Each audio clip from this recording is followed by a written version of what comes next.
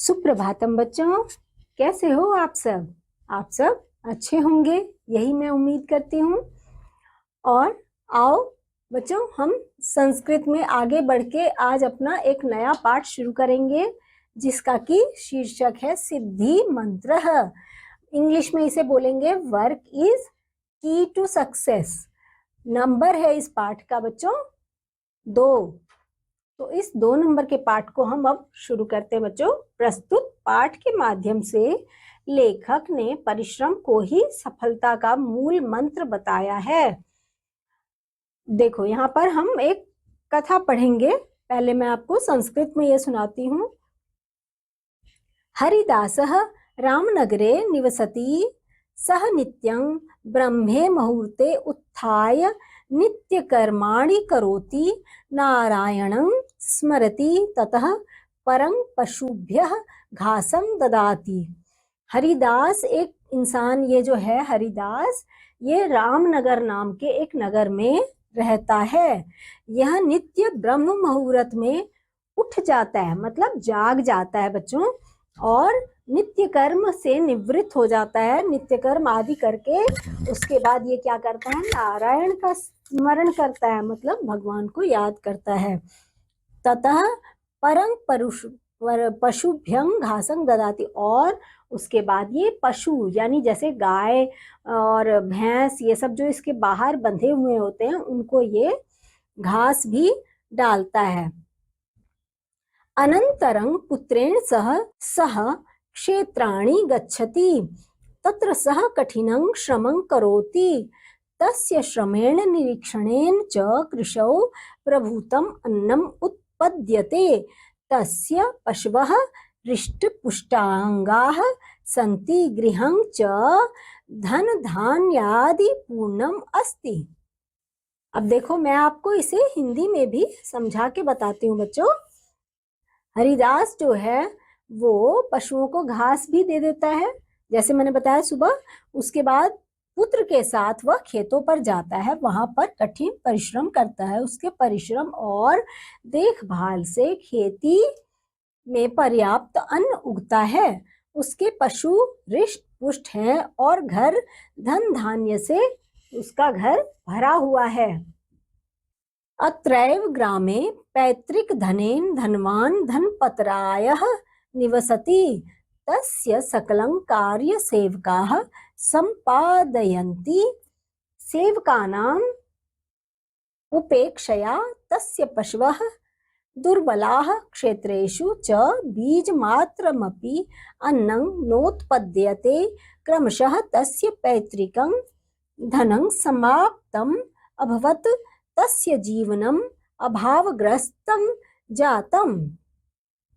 एकदा वनात् प्रत्यागत्य हरिदासः स्वद्वारि उपविष्टं धनपतरायं दुर्बलं खिन्नं च दृष्ट्वा उपपृच्छत्, मित्र धनपतराय, चिराद दृष्टोऽसि किं केनापि रोगेण ग्रस्तः येन एवं दुर्बलः?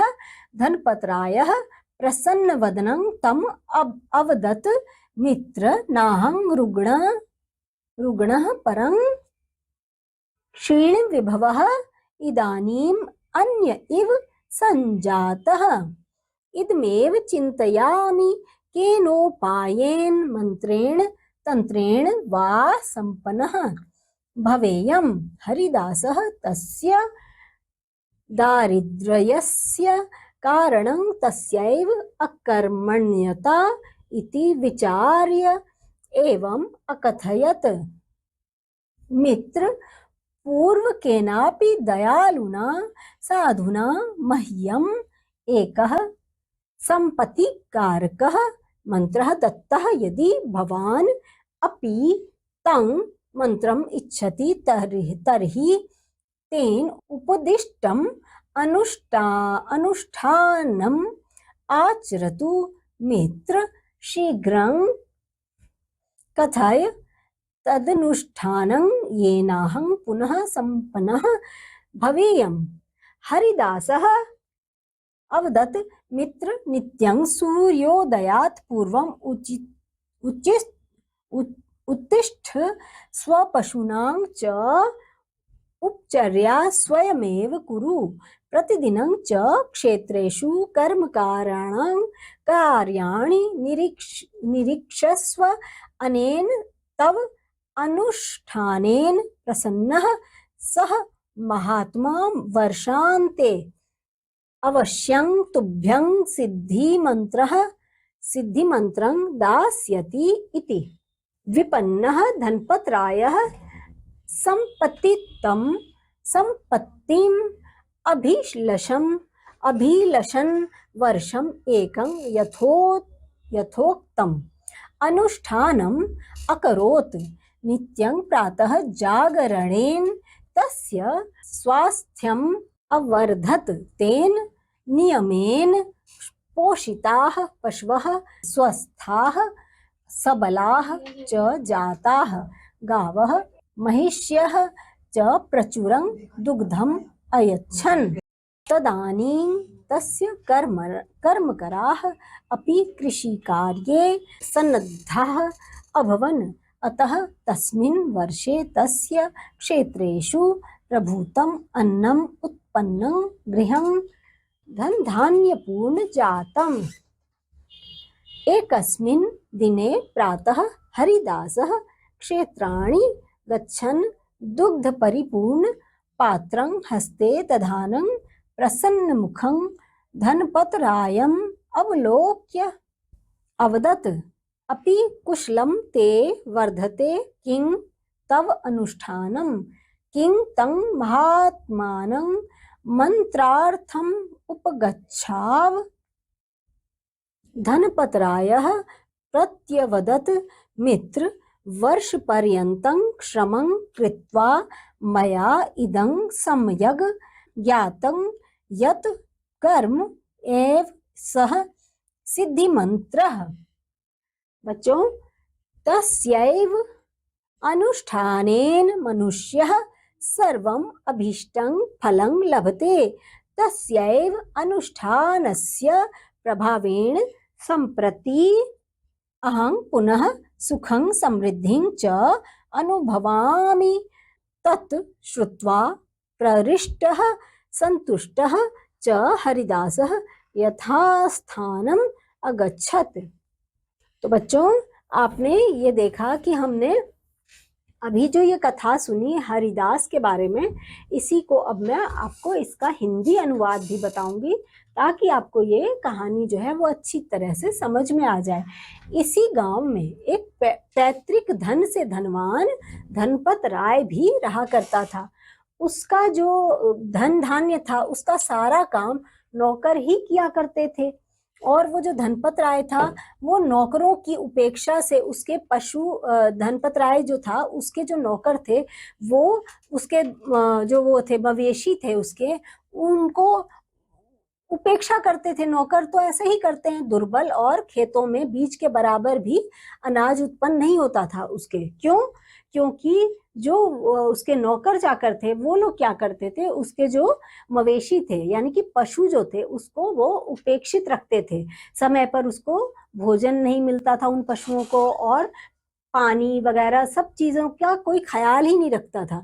तो इसलिए उसके अनाज भी ढंग से उत्पन्न नहीं होता था। क्रमशः उसका पैतृक धन समाप्त हो गया, उसका जीवन अभावग्रस्त हो गया।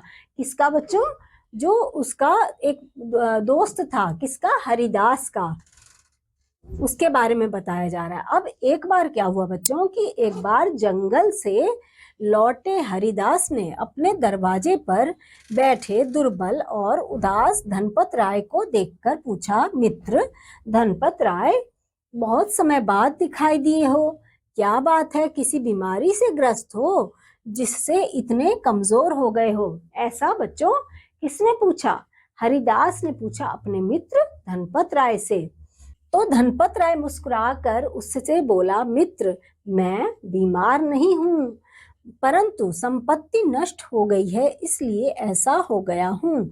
यही चिंता करता हूँ कि किसी उपाय से या तंत्र मंत्र से संपन्न हो जाऊं। उसको लगता है कि मैं कुछ ऐसा करूं जिससे मेरे पास पहले के ही तरह धन आ जाए। तो हरिदास ने उसकी गरीबी का कारण उसी की लापरवाही है ये बताया। ऐसा सोचकर कहा कि मित्र, पहले किसी दयालु साधु ने मुझे एक संपत्ति बढ़ाने वाला मंत्र दिया था, और यदि आप भी उस मंत्र को चाहते हैं तो उनके द्वारा बताए गए अनुष्ठान का पालन करो। उसने फिर बोला कि मित्र, उस अनुष्ठान को शीघ्र बताओ। किसने बोला? धनपत राय ने बोला हरिदास को कि मित्र, आप मुझे उस अनुष्ठान को शीघ्र बताओ जिससे मैं फिर से संपन्न हो जाऊं। हरिदास बोला कि मित्र देखो, रोजाना सूर्योदय से पहले उठो और अपने पशुओं की सेवा स्वयं ही करो। ऐसा उसने क्यों बोला बच्चों? क्योंकि हरिदास स्वयं भी यही किया करता था, है ना। और इसीलिए उसने धनपत राय को भी ऐसा ही बताया। और रोजाना खेतों में नौकरों के कामों की देखभाल भी करो। इसी तुम्हारे अनुष्ठान से प्रसन्न वह महात्मा वर्ष के अंत में तुम्हें सिद्धि मंत्र अवश्य ही देंगे। ऐसा जब हरिदास ने उसको बताया अपने मित्र को, तो वो उसकी बात से सुनकर फिर चला गया। बेचारा वही जो धनपत राय था उसका जो मित्र, उसके बारे में आगे हम देखते हैं कि बेचारे धनपत राय ने संपत्ति की इच्छा करते हुए 1 वर्ष तक जैसा उसने बताया था, किसने? हरिराम ने, वैसा ही किया, अनुष्ठान किया। रोजाना वह प्रातः जागने से उसका स्वास्थ्य अच्छा हो गया और उस नियम से पोषित पशु स्वस्थ और बलवान हो गए, क्योंकि वो समय पर अपने पशुओं को खुद चारा खिलाता था, उनका ख्याल रखता था। तो उससे क्या हुआ? उसके जो गाय और भैंस थे, पशु थे, वो सब रिष्ट पुष्ट हो गए और उन्होंने अच्छे से काम करना भी शुरू कर दिया। गायों और भैंसों ने खूब दूध दिया। अब उसके नौकर भी खेती के काम में संलग्न हो गए। अतः उस वर्ष उसके खेतों में काफी अनाज भी पैदा हुआ और घर धन धान्य से भर गया।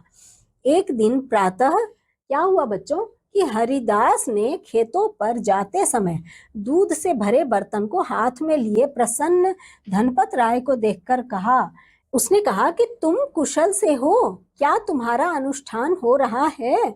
क्या उस महात्मा से सिद्धि मंत्र के लिए चले? उसने ऐसा पूछा।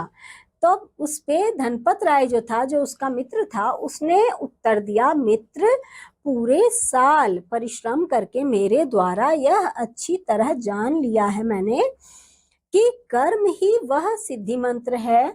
उसी अनुष्ठान से मनुष्य सब इच्छित फल प्राप्त करता है।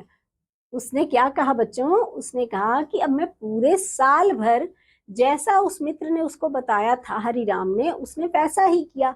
वो सूर्योदय से पहले जागता था, उसके बाद पशुओं की देखरेख भी स्वयं करता था, खेतों में भी खुद परिश्रम करता था और साथ में नौकरों से भी अच्छे से काम करवाता था। और इसीलिए उसने ऐसा बोला कि वो जो तुमने मुझे पूरे साल परिश्रम करके करवाया, वो मेरे द्वारा यह अच्छी तरह मैंने जान लिया। जब मैंने उस परिश्रम को किया तो अब मैं अच्छे से ये जान चुका हूँ कि कर्म ही वह सिद्धि मंत्र है जिससे उसी अनुष्ठान से मनुष्य सब इच्छित फल प्राप्त करता है। उसी अनुष्ठान के प्रभाव से मैं फिर सुखी और संपन्न अनुभव कर रहा हूँ मेरे मित्र। यह सुनकर हर्षित और संतुष्ट हरिदास अपने घर को चला गया। क्योंकि जो अच्छे मित्र होते हैं ना बच्चों, वो अपने मित्र की भलाई चाहते हैं। तो हरिदास, जैसा कि आपने देखा था कि हरिदास जो था, जो रामनगर निवासी था, वो खुद तो अच्छा व्यक्ति था ही, और उसने जो उसका एक मित्र था धनपत राय, उसको भी, उसकी भी दिनचर्या अच्छी नहीं थी, तो उसने उसको भी अच्छी अच्छी बातें सिखा दी कि तो तुम जो है वो सुबह जल्दी जागा करो, सब कार्य अपनी देखरेख में करवाया करो। तो उसने वैसा ही किया अपने मित्र की बात मानकर, और उसको बहुत अच्छी तरह से सुधारा, अपने मित्र को अच्छी राह दिखाई। यही तो अच्छे दोस्तों का, अच्छे मित्रों का कर्तव्य होता है ना बच्चों। तो बच्चों, इस पाठ में हमने दो मित्रों की कहानी देखी और सुनी। तो चलिए बच्चों, इस पाठ में इतना ही था। अब अगले पाठ में मैं संस्कृत विषय में आगे आपको कुछ और बताऊंगी। तब तक के लिए बच्चों बाय बाय।